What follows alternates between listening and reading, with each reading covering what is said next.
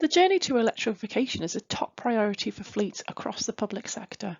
Tackling vehicles used by staff for business trips is one thing, but making the change within frontline operational fleets is much more of a challenge.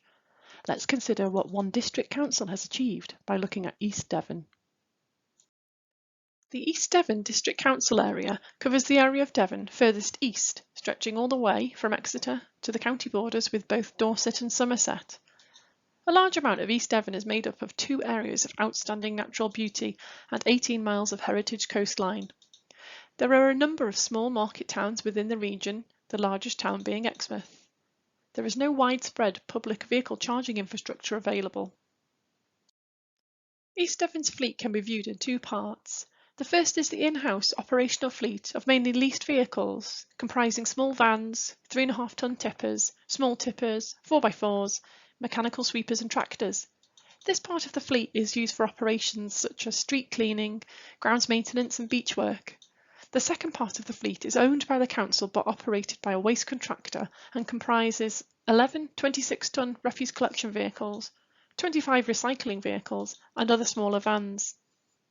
The Street Scene Directorate as a whole is responsible for looking after the external living spaces for the community, including streets, pathways, parks and open spaces, play areas, roads, transport infrastructure and car parks. It also extends to waste collection and recycling. With regards to going green, the Council have been using electric vehicles since 2012. Since signing up to the Devon Climate Change Emergency Declaration a few years ago, the Council has established a £100,000 programme to explore ways of converting more of its fleet to lower carbon alternatives. So what did East Devon do? Well, this journey began more than 18 months ago when Street Scene Service Lead Andrew Hancock knew what he wanted to create for his 7 LCV tippers, but there was nothing available from the manufacturing market. After much research and waiting, he found a converter with the ambition to create a fully electric solution using the Nissan ENV200 as the base vehicle. The result is 7 new Nissan ENV200 electric vans, which are powered by rechargeable batteries and have a range between 124 to 187 miles. The vehicles have a bespoke cage tipping body to ensure they meet operational needs. They're now used daily across parks and gardens for grounds maintenance tasks, as well as in narrow access areas for street cleansing duties. Also engaged at this point were the vehicle charging solutions provider Elmtronics. Their role was to source the right infrastructure to deliver the power needed at the right time.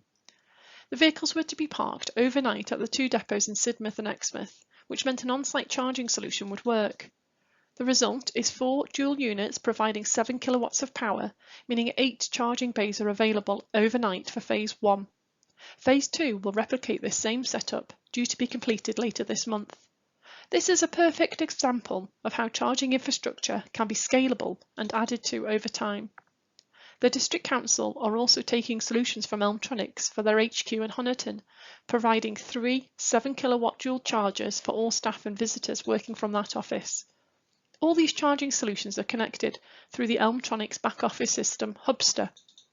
Hubster provides Andrew one integrated system which can be accessed remotely to view and manage usage of the charging for all fleet vehicles, along with the energy used and CO2 saved. Fundamentally, the system enables Andrew to know that the chargers are fully utilised correctly overnight to maximise the charging time needed. So what can we learn? Well, whatever your operation and fleet profile, there's a way to transition to electric. A 3-step approach is best. Firstly, knowing your data, including your fleet profile, operation and usage.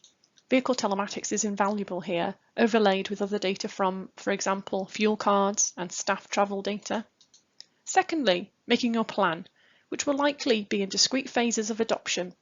There will be many options available, and a blended approach of acquiring, running and charging vehicles is often the solution. And finally, making those changes start to come to life. Early engagement with all stakeholders is key, and using the expertise from across your business and externally, such as vehicle converters and charge point solution providers. All of this is scalable too, as the same steps would apply for larger, nationally operating fleets, such as utility companies. Within CCS, we take a solutions-based approach. With our agreements, we ensure that the full range of vehicles are available within a changing market. This encompasses all brands and all fuel trains, as well as funding models such as outright purchase, contract hire, and rental options. Complementing the vehicles are a range of ancillary products and services, from fleet management and tyre supply to fuel cards and vehicle telematics. CCS also have technology solutions to support transport and traffic planning, as well as travel management solutions. Thanks for your time today. The CCS fleet team would be happy to speak with you to support you in your fleet transition to electric. So, however you make the start, just make the start today.